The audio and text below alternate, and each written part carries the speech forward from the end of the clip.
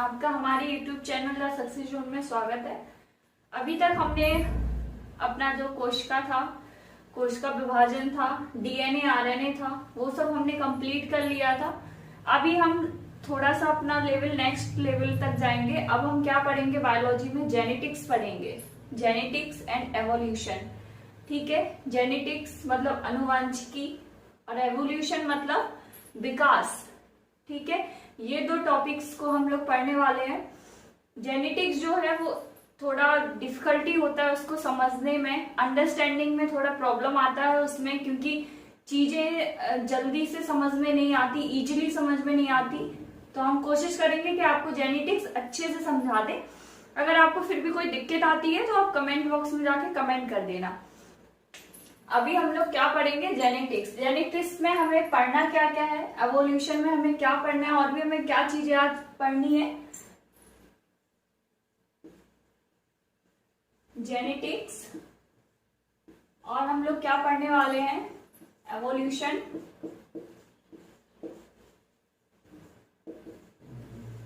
ये दोनों टॉपिक्स हम लोग कवर करने वाले हैं। जेनेटिक्स में हम लोगों ने पढ़ क्या क्या लिया है? डीएनए आरएनए पढ़ लिया है। डीएनए आरएनए हम लोग पढ़ चुके हैं। नेक्स्ट हम लोग जेनेटिक्स में क्या पढ़ेंगे? जीन पढ़ेंगे। जीन के बारे में, जीन क्या होता है, ठीक है। उसके बाद हम क्या पढ़ेंगे? जेनेटिक्स के नियम पढ़ेंगे। ठीक है, जो मेंडल ने नियम दिए थे वो पढ़ेंगे हम। उनके एक्सपेरिमेंट के बारे में हम लोग बात करेंगे। ठीक है, एवोल्यूशन पढ़ेंगे हम लोग। फिर क्या हम लोग पढ़ेंगे? ऑपरॉन कॉन्सेप्ट जो है वो पढ़ेंगे। ठीक है, इसके साथ में हम लोग और क्या पढ़ेंगे? म्यूटेशन के बारे में पढ़ेंगे। म्यूटेशन को क्या बोलते हैं? उत्परिवर्तन का नियम।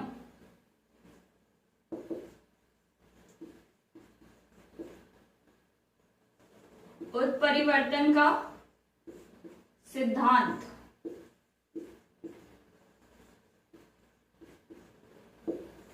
ठीक है, ये सब चीजें हम लोगों को अब जेनेटिक्स में पढ़नी है। जेनेटिक्स जो होता है वो मॉडर्न बायोलॉजी का पार्ट्स होता है। जब हम लोग जेनेटिक्स पढ़ने लगते हैं तो वो मॉडर्न बायोलॉजी में आती है। हमारी जेनेटिक्स हो गया, एवोल्यूशन हो गया, ये सब किस में आता है? मॉडर्न बायोलॉजी में आता है। जो हमने आपको स्टार्टिंग में वर्गीकरण पढ़ाया था वो किस में आता है? टैक्सोनॉमी में आता है। ठीक है, आज के टॉपिक्स में हम लोग मेनली जेनेटिक्स पढ़ेंगे और इवोल्यूशन के बारे में आपको बताएंगे कि विकास क्या होता है, किसने दिया था, और भी एक जो हाइपोथेसिस है उसके बारे में डिस्कस करेंगे। नेक्स्ट इसके बाद जो अगला वीडियो आएगा उसमें आपको लैक ऑपरॉन, जहां पे प्रोटीन का सिंथेसिस होता है, वो सब चीज, और म्यूटेशन उत्परिवर्तन का सिद्धांत हम लोग कवर करेंगे। इतना समझ में आ गया कि आज मेनली पढ़ने क्या वाले हैं? देखेंगे जेनेटिक्स।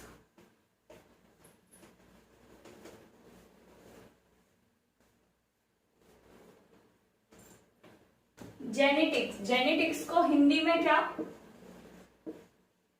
आनुवंशिकी।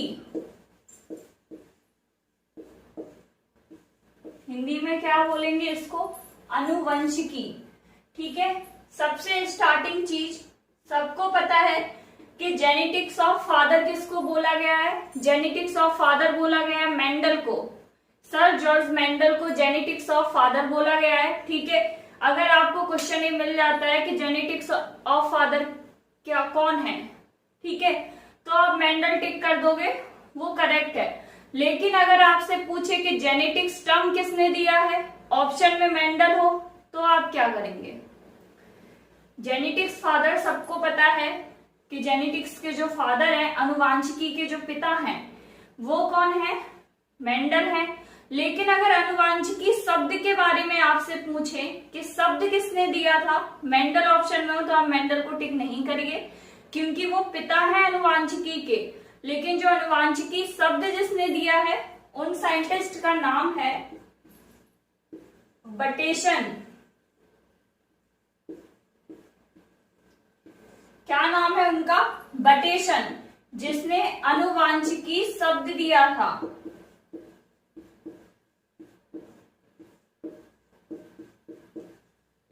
ठीक है, अभी क्लियर हो गया।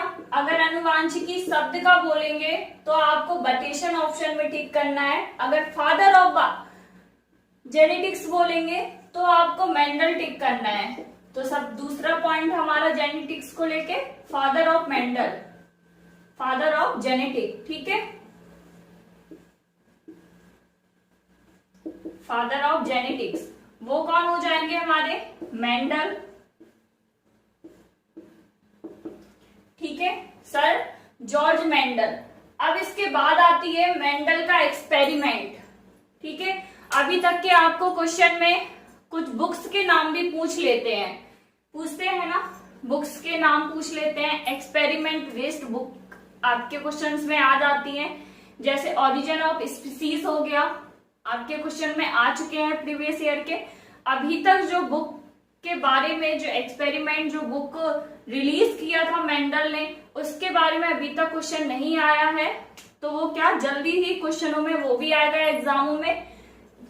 मेंडल ने कौन से जो अपना एक्सपेरिमेंट किया था ना, मेंडल ने प्लांट पे उन्होंने पी प्लांट लिया था, तो उन्होंने बुक दी थी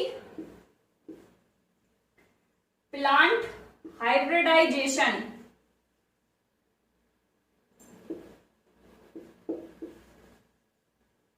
कौन सी दी थी?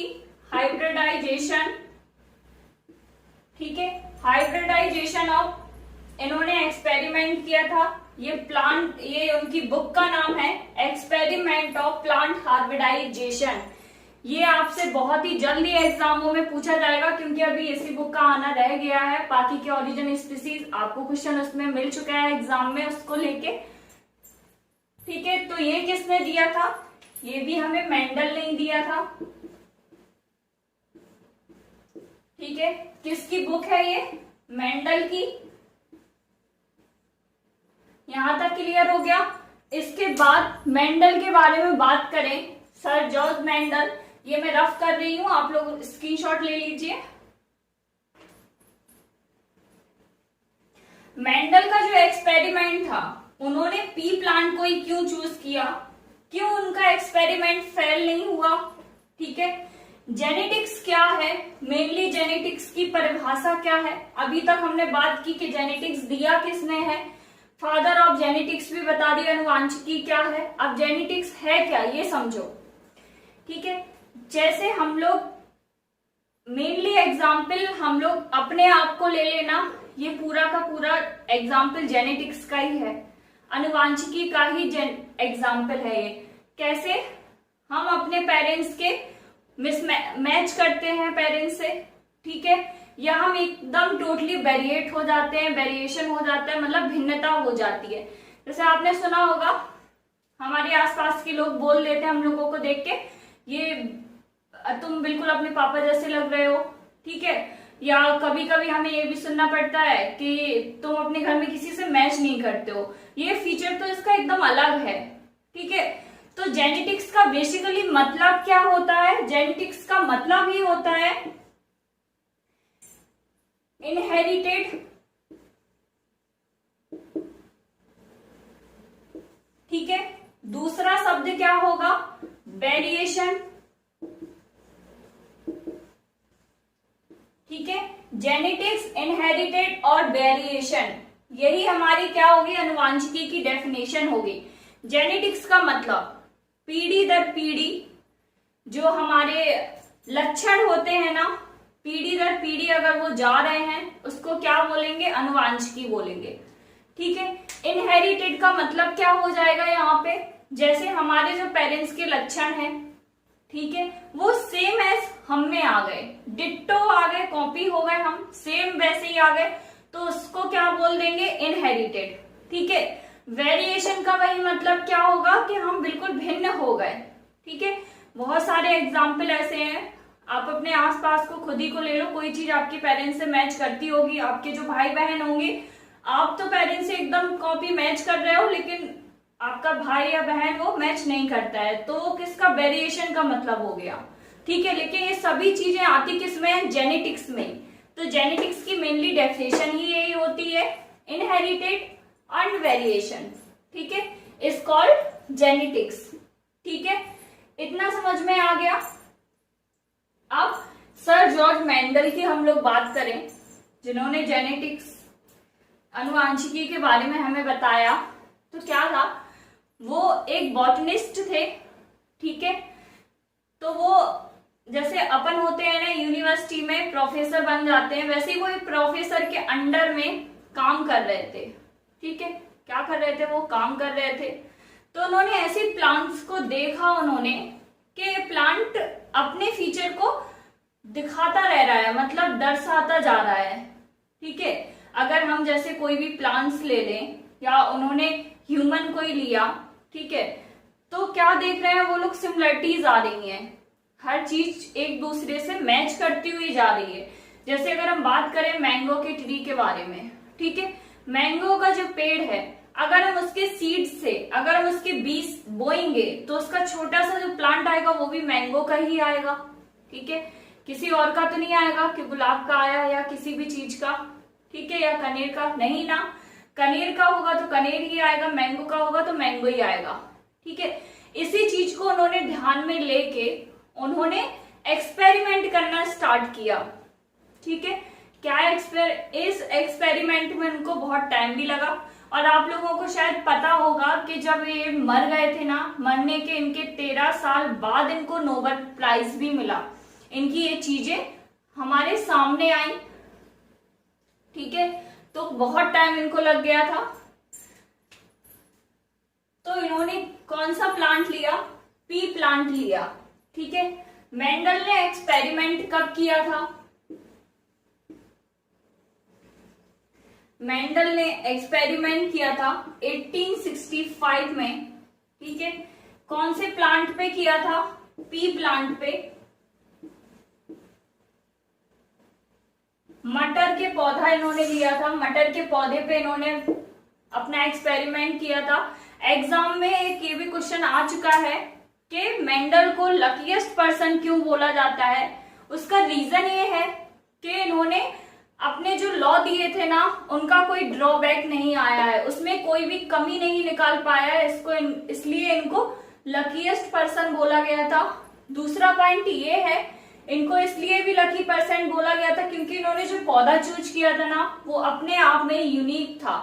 आप मटर के पौधे को देख के ही, आप उसके फूलों को देख के ही आप बता देंगे कि मटर का पौधा है।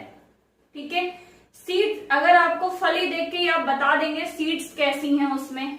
ठीक है, रिंकल हैं या गोल हैं, कैसी हैं, वो आप सब इसमें देख के ही बता देंगे। तो इसलिए इन्होंने पी प्लांट लिया, जो इनके लिए लकी साबित हुआ। इन्होंने आगे बात करें, इन्होंने पी प्लांट के 7 कैरेक्टर लिए, 7 कैरेक्टर, 14 प्लांट। ठीक है, 7 कैरेक्टर लिए इन्होंने प्लांट के। 7 भी कैसे लिए, इन्होंने हर चीज के 2-2 कैरेक्टर लिए। एक प्लांट के 2-2 कैरेक्टर लिए, मतलब इन्होंने हाइट देखी पहले, हाइट, लंबाई देखी इन्होंने प्लांट की। ठीक है, कलर देखा इन्होंने, फ्लावर का, फूल का कलर देखा। थर्ड, इन्होंने फली देखी, सीड्स देखी उसकी। ठीक है, कि उसमें सीड्स कैसी आ रही है। ठीक है, ऐसे ही इन्होंने करके इन्होंने 7 कैरेक्टर लिया। कितना लिया इन्होंने, 7 कैरेक्टर लिया, जिसके बेसिस पे इन्होंने अपना एक्सपेरिमेंट किया।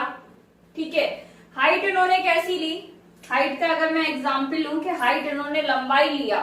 लंबाई कैरेक्टर कैसे, एक तो हमारा लंबा हो जाएगा टॉल, ठीक है, दूसरा हमारा क्या हो जाएगा, बौना।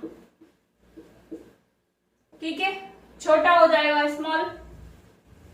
ठीक है, तो इन्होंने कोई बीच का नहीं लिया, मीडियम नहीं लिया कि मीडियम हाइट है, ऐसा उन्होंने कुछ नहीं लिया। एक या तो सबसे लंबा होगा या सबसे छोटा होगा। वैसे ही इन्होंने, अगर हम सीड्स के आकार के बारे में बात करें तो या तो गोल होगा या श्रिंक होगा, थोड़ा सा चपटा हुआ होगा। ठीक है, कलर का इन्होंने बात किया, या तो फूल का कलर पर्पल होगा या व्हाइट होगा। ठीक है, ऐसे करके इन्होंने 7 कैरेक्टर लिए, जिसको प्लांट्स में हम बोले तो 14 प्लांट्स लिए। ठीक है, इतना समझ में आ गया। ओके, अभी नेक्स्ट देखेंगे, इन्होंने क्रॉस करवाया, इन्होंने संकरण करवाया, ठीक है, तब जाके इनको रिजल्ट मिला, एक्सपेरिमेंट किया इन्होंने, तो वो इन्होंने दो तरीके से किया।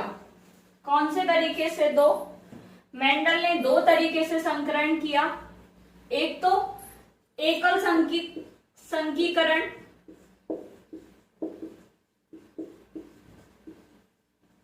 ठीक है, दूसरा इन्होंने कौन सा किया?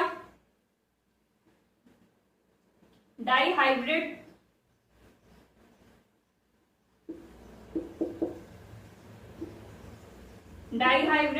द्विसंकरीकरण,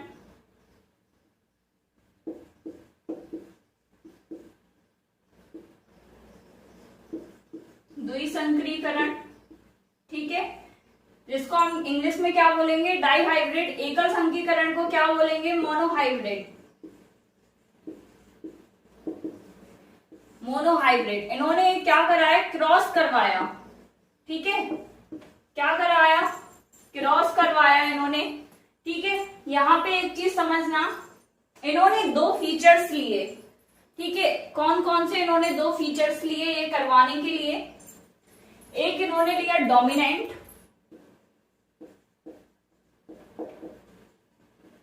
एक इन्होंने लिया रिसेसिव, ठीक है। डोमिनेंट हमने किसको बोल दिया? जैसे हमने आपको हाइट में बताया ना, तो टॉल को क्या डोमिनेंट बोला, ठीक है। रिसेसिव को क्या? बोना, जो हमने बोना बोला था उसको क्या? रिसेसिव। तो रिसेसिव को हम लोग यहाँ पे किससे डिटरमाइन कर रहे हैं? स्मॉल टी से। और डोमिनेंट को हम लोग कैसे कर रहे हैं? कैपिटल टी से, ठीक है। यहाँ पे इन्होंने दो ये फीचर्स लिए थे क्रॉस कराने के लिए, इन्होंने दो क्रॉस कराए, एकल संकरीकरण और डाइहाइब्रिड क्रॉस, ठीक है। इतना समझ में आ गया। यहाँ पे एक चीज और समझो, ये समझने से पहले, फिनोटाइप और जीनोटाइप, ठीक है। फिनोटाइप और जीनोटाइप क्या होता है? जैसे फिनोटाइप की हम लोग बात करें, ठीक है, फिनोटाइप, दूसरा जीनोटाइप, ठीक है।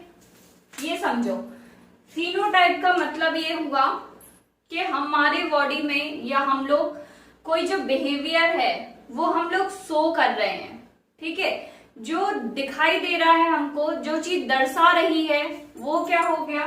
फिनोटाइप हो गया। जैसे डोमिनेंट नेचर की बात करेंगे तो फिनोटाइप हो जाएगा टी, ठीक है, क्योंकि उसका लंबा होना, उसका गोल होना, ये सब क्या हो रहा है? दर्शा रहा है, ठीक है। जीनोटाइप की हम लोग बात करेंगे तो जो हमें पीढ़ी दर पीढ़ी मिल रहा है, जैसे हमारे जीन्स हैं, ठीक है, तो वो क्या हो जाएगा? हमारा जीनोटाइप हो जाएगा, ठीक है। यहाँ पे मैंने एक शब्द का यूज किया है, जीन, ठीक है।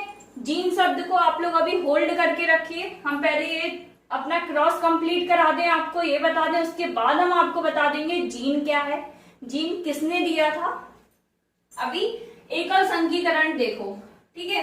एकल संकीकरण में फिनोटाइप का जो रेशियो होगा जीनोटाइप का, फिनोटाइप और जीनोटाइप,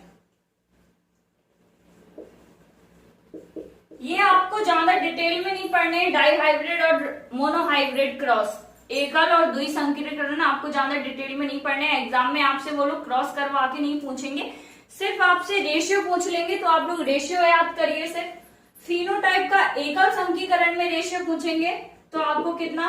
3:1 याद रखना है, ठीक है। इतना समझ में आ गया। जीनोटाइप का अगर एकल संकीकरण में जीनोटाइप पूछेंगे, अगर जीनोटाइप लिखा हो तो आप कितना? 1:2:1 याद रखेंगे, ठीक है। इतना आप लोगों को याद रखना है। ये जो 3:1 है, ये क्या है? ये प्लांट के 4 कैरेक्टर है, ठीक है।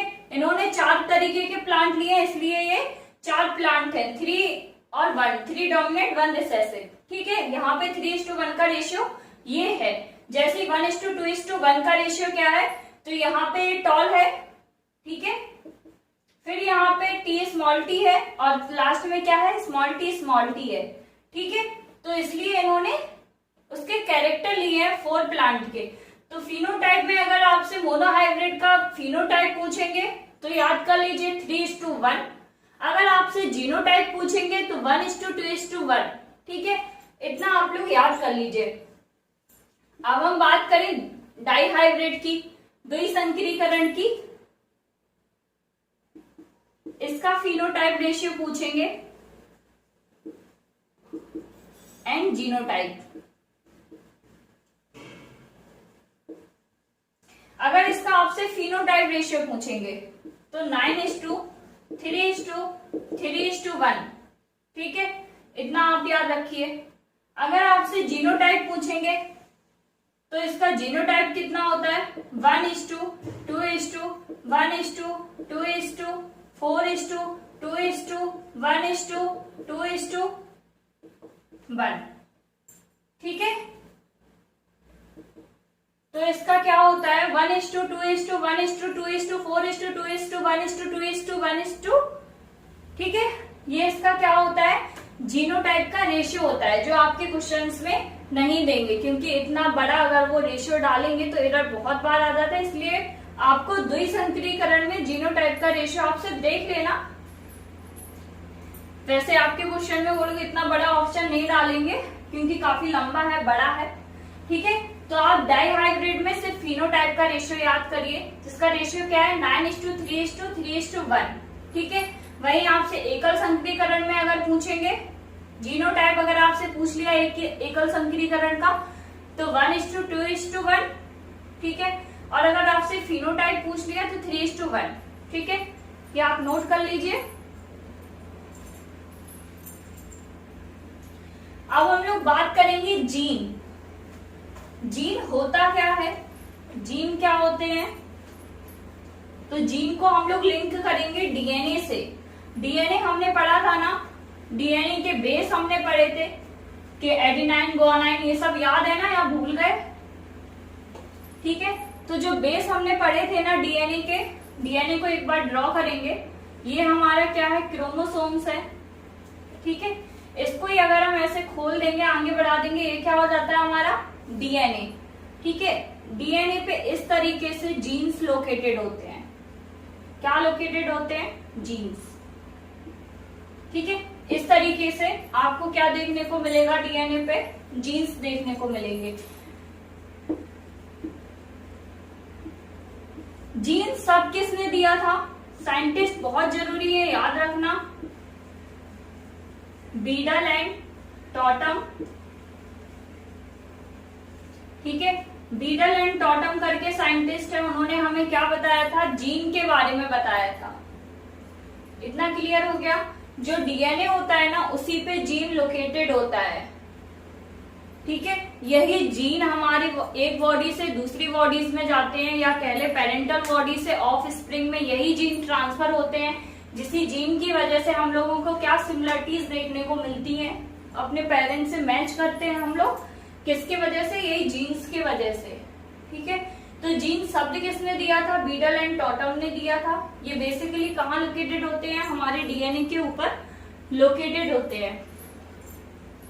ठीक है, मेंडल के यहाँ नियम के बारे में बात करें, मेंडल ने कौन कौन से नियम दिए थे, मेंडल ने 3 नियम दिए थे। मेंडल ने नियम कौन से दिए थे, 3। सबसे पहले लॉ ऑफ डोमिनेंस,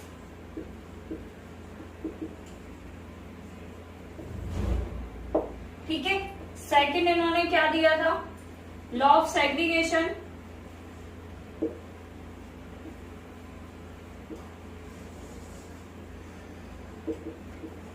थर्ड कौन सा था, इंडिपेंडेंट असॉर्टमेंट।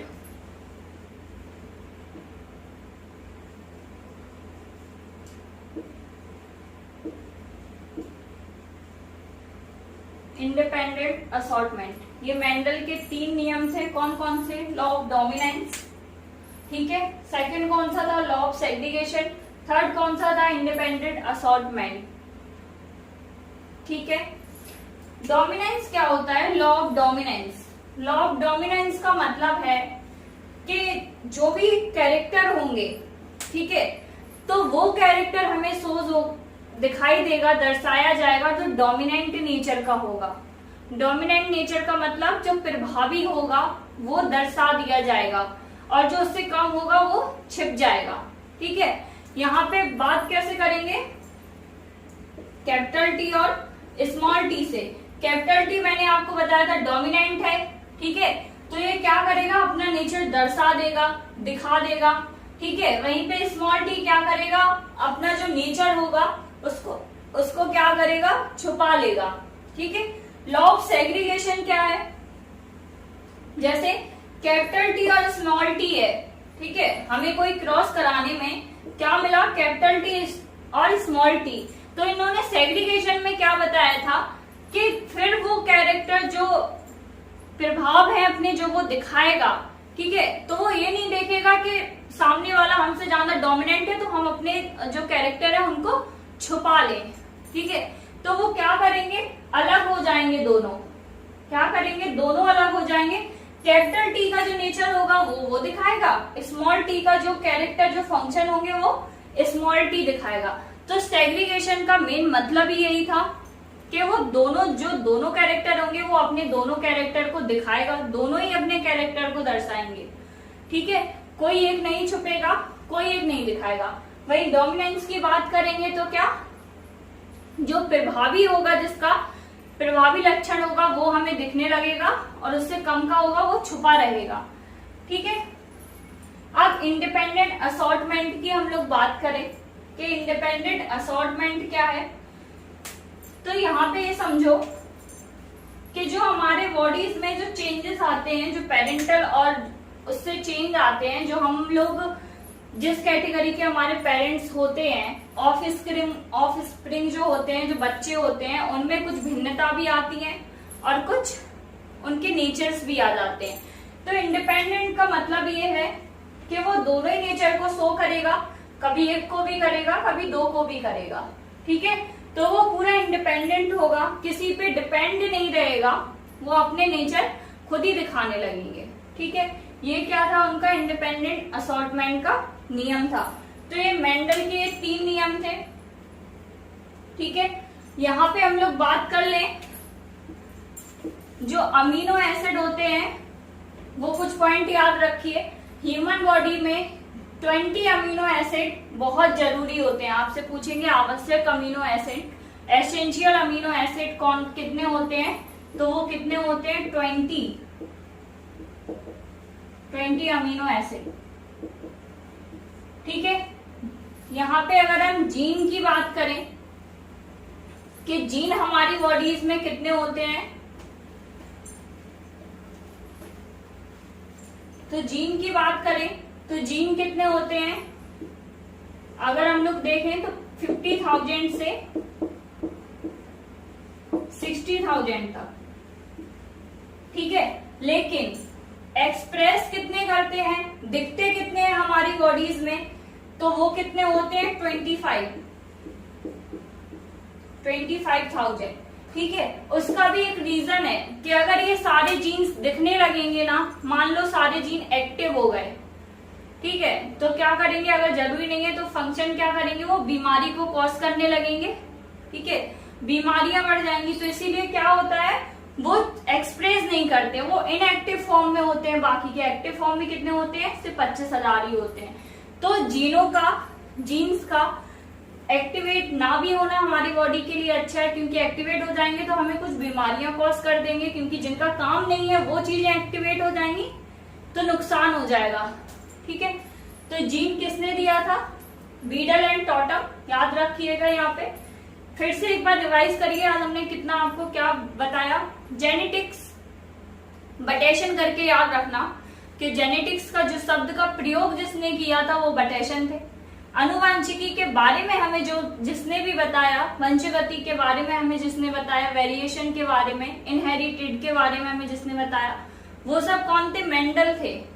ठीक है, तो मिक्स नहीं कर देना जेनेटिक्स। आपसे अगर जेनेटिक्स अकेला पूछा जाए तो बटेशन, जेनेटिक्स के पिता आपसे पूछे जाए तो मेंडल।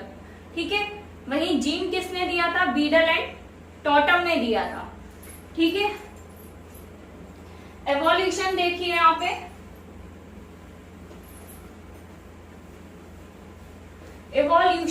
एवोल्यूशन हमें किसने दिया था? तो जो एवोल्यूशन था, जिसने हमें एवोल्यूशन के बारे में बताया, विकास के बारे में हमें बताया, वो किसने बताया था हमें? साइंटिस्ट सबसे पहले चार्ल्स डार्विन।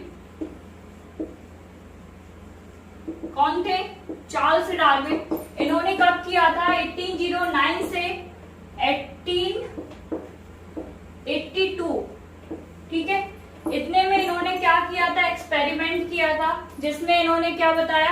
एवोल्यूशन के बारे में बताया था। इनका एक्सपेरिमेंट का बहुत अच्छा शब्द है, सभी को याद रहता है। इन्होंने किस पे एक्सपेरिमेंट किया था? 14 इंचेस, ठीक है, इन बर्ड्स। जो चिड़िया है ना, बीक, जो इनकी चोंच होती है, उस पे इन्होंने एक्सपेरिमेंट किया था। चार्ल्स डार्विन ने हमें एवोल्यूशन के बारे में बताया था। एवोल्यूशन में या बोले विकास में, तो विकास में बहुत टाइम लग जाता है, बहुत सालें लग जाती हैं। विकास कब होता है? बहुत सालों लग जाती है। ठीक है, बहुत सारी ईयर्स लग जाती हैं। ये हम आपको इसलिए बता रहे हैं क्योंकि जब म्यूटेशन के बारे में आपको बताएंगे ना, जो थ्योरी इससे टोटल डिफरेंट है। ठीक है, कभी कभी आपसे एग्जाम में पूछ लेते हैं कि इस थ्योरी के एंटागोनिस्ट कौन है, कौन सी थ्योरी है, कौन सी थ्योरी विपरीत है, तो म्यूटेशन इसके एंटागोनिस्ट है। कैसे है वो हम आपको जब म्यूटेशन पढ़ाएंगे तब बताएंगे। तो उन्होंने एक्सपेरिमेंट किया था किस पे? 14 इंचेस इन बर्ड्स पे किया था। यहाँ पे एक और पॉइंट याद रखना, ये क्या कर रहे थे? जो डार्विन थे वो सारे आइलैंड्स पे घूम रहे थे, भ्रमण कर रहे थे सारे आइलैंड्स का। जो वो जहाज से कर रहे थे, उसका जहाज का नाम क्या है? नाम याद रखना, बहुत इंपॉर्टेंट है, बीगल। ठीक है, बीगल करके उनका क्या है? जहाज का नाम है, शिप का, जिसपे रह के वो एक्सपेरिमेंट कर रहे थे, जिसपे रह के वो चीजें देख रहे थे, सारे आइलैंड वो घूम रहे थे। ठीक है, तो उन्होंने एक्सपेरिमेंट किस पे किया था? बर्ड्स पे। उन्होंने बीक पे एक्सपेरिमेंट किया था। उन्होंने देखा था कि सबकी चोंच अलग अलग है। जैसे हम देखें तोता, कौवा या मोर या बतख, किसी भी चीज को देख ले तो सबकी चोंच अलग अलग है। उसी प्रकार से उनका रहन सहन है, उसी प्रकार से उनका खाना है। अगर हम मछली की बात करें जो पानी में रहती है, ठीक है, अगर वो पानी में है तो वो विंग्स के थ्रू है। ठीक है, अगर वो बाहर आएगी, जैसे उसे बाहर आ रही है, उसे पता है कि बाहर अगर हम जाएंगे तब भी मरना है, अंदर उसको फूड नहीं मिल रहा है तब भी वो मर रही है, तो वो बाहर आने के लिए अपने जो पंख है उसको किसमें? पैर में कन्वर्ट करेगी। ठीक है, तो यही चीज उन्होंने हमें बताई थी, जिसके लिए उन्होंने एक थ्योरी भी दी थी, फिटेस्ट करके। कौन सी थ्योरी दी थी? फिटेस्ट करके उन्होंने एक्सपेरिमेंट दिया था। तो फिटेस्ट याद रखना इंपॉर्टेंट है। उन्होंने एवोल्यूशन के लिए, चार्ल्स डार्विन थे, बहुत साल लग गए थे उनको एवोल्यूशन करके। जिस तरीके से आप चेन समझिए, जो हमारे पूर्वज थे उनको किस कैटेगरी में रखा गया था? उनको क्या बोला जाता था? एप्स। ठीक है, हम लोगों को ह्यूमन बोलने के लिए बहुत सारे साल लग गए ना, तो वही उन्होंने विकास बताया था। चार्ल्स डार्विन ने एवोल्यूशन के बारे में बताया था। एवोल्यूशन से दो चीजें यहाँ पे समझिए, हमारी बॉडीज में 100 से मैक्सिमम 100, ठीक है, आप 100 को याद रखिए, 100 वेस्टिजियल ऑर्गन होते हैं। वेस्टिजियल ऑर्गन का मतलब क्या होता है? जिनका कोई काम नहीं होता है। जैसे हम कान का पिन्ना ले लें, ठीक है, कान के पिन्ना का कान में कोई फंक्शन नहीं होता है, उसका कोई यूज नहीं होता है। ठीक है, तो इस तरीके से क्या हो गए? वेस्टिजियल ऑर्गन हो गए। जैसे हमारे पेट में अपेंडिक्स की बात करें, ठीक है, उसका कोई काम नहीं होता है, इसीलिए उसमें अगर कभी जैसे खाना फंस भी जाता है, खाना चला भी जाता है, तो हमें उसका ऑपरेशन कराना पड़ता है। क्यों? क्योंकि वो वेस्टिजियल ऑर्गन है। ठीक है, तो वेस्टिजियल ऑर्गन याद रखिए कि 100 वेस्टिजियल ऑर्गन होते हैं ह्यूमन की बॉडीज में। ईयर का पिन्ना हो गया, अपेंडिक्स हो गया, इस तरीके के एग्जाम्पल आप याद रखिए। डार्विन ने कब दिया था? 1809 से 1882 में उन्होंने अपना एक्सपेरिमेंट किया था। फिटेस्ट करके एक्सपेरिमेंट किया था उन्होंने। ठीक है। 14 इंचेस बर्ड्स पे उन्होंने वीक के लिए उन्होंने एक्सपेरिमेंट किया था, जिन्होंने हमें एवोल्यूशन विकास के बारे में इन्होंने हमें बताया।